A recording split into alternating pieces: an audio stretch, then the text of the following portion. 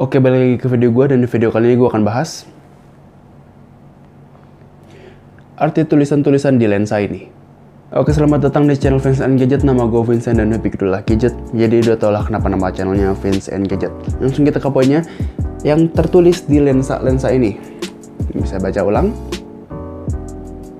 Ini ada 3 sisi, ada tulisan di sini, ada tulisan di bawah, ada tulisan di samping.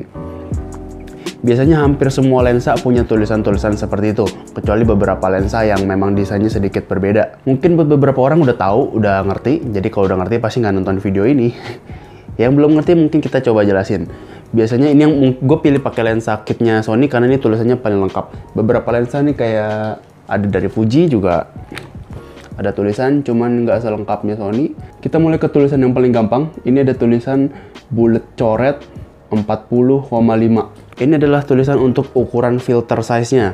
Untuk penggunaan filter ada banyak jenis. Ini contohnya adalah UV filter. Ukurannya adalah 40,5 mm. Agar bisa dipasang kayak gini. Jadi sekarang lensanya terlindungi dari UV filter. Dan juga terlindungi lensanya kalau jatuh mungkin yang akan rusak adalah UV filternya aja. Yang bisa dipasang sini nggak cuma UV filter aja, bisa aja polarizer atau mungkin ND filter. Terus kita lanjut ke yang di sini. Ini tulisannya agak panjang sih, ada angka, garis miring, OSS dan bla bla bla. Itu beberapa ada yang memang ukuran secara umum dan beberapa ada yang kode-kode memang dari merek-merek. Jadi mungkin nggak cuman Sony doang yang punya tulisan ini, ada tulisan-tulisan lain kayak misalnya Fujinon, Aspherical, bla bla bla. Itu tidak perlu dibaca buat orang-orang yang awam. Di sini ada tulisan 3,5 sampai 5,6. Itu adalah bukan aperture yang paling maksimal untuk lensa ini. Kenapa bisa dari 3,5 sampai 5,6? Karena lensa ini punya fitur yang namanya zoom. Jadi waktu kita ngezoom in, dia bukan aperture-nya tidak bisa ke 3,5 lagi, tapi jadi 5,6. Kalau misalnya lensa fix, tulisannya akan cuman 1,8, nggak ada sampai ke berapa. Karena lensanya cuman bisa di satu ukuran, nggak bisa ngezoom sama sekali. Jadi kalau yang tadi karena bisa ngezoom, jadi bukan aperture-nya berubah. 3,5 sampai 5,6 ini untuk apa? Biasanya kalau 3,5 atau mungkin angkanya semakin kecil, biasa gambarnya akan semakin terang dan kita bisa semakin bokeh belakangnya. Udah gitu bisa karena gambarnya semakin terang, biasa ISO-nya lebih kecil, jadi gambar kita akan lebih clean. Tidak ada noise atau mungkin noise-nya lebih sedikit. Ini gue kasih contoh, kalau misalnya foto pakai f1,8 dan foto pakai f9. Bisa dilihat belakangnya bokeh, jadi background itu pepohonan, tembok itu nggak kelihatan waktu misalnya kalau bukaannya sekecil mungkin.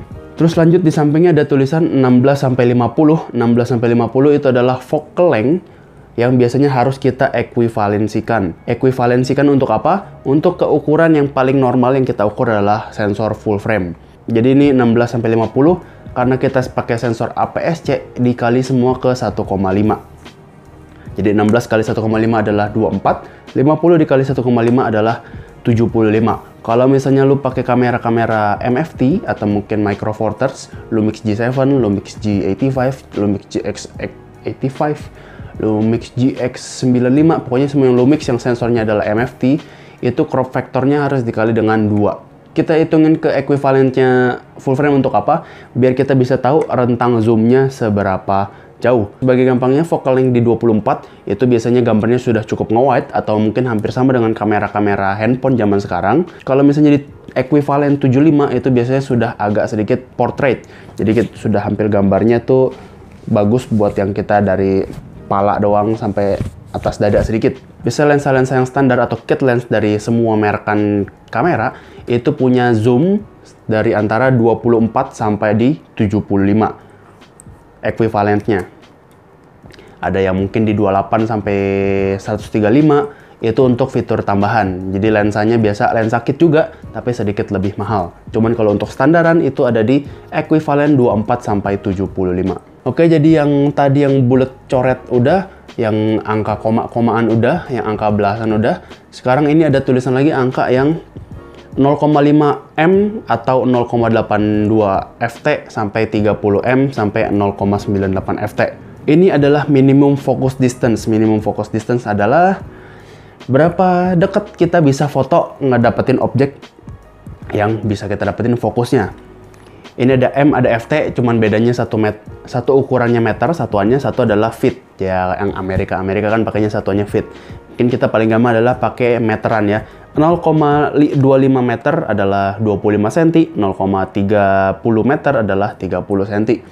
Minimum focus distance-nya bergeser karena tadi lensanya adalah lensa zoom ya.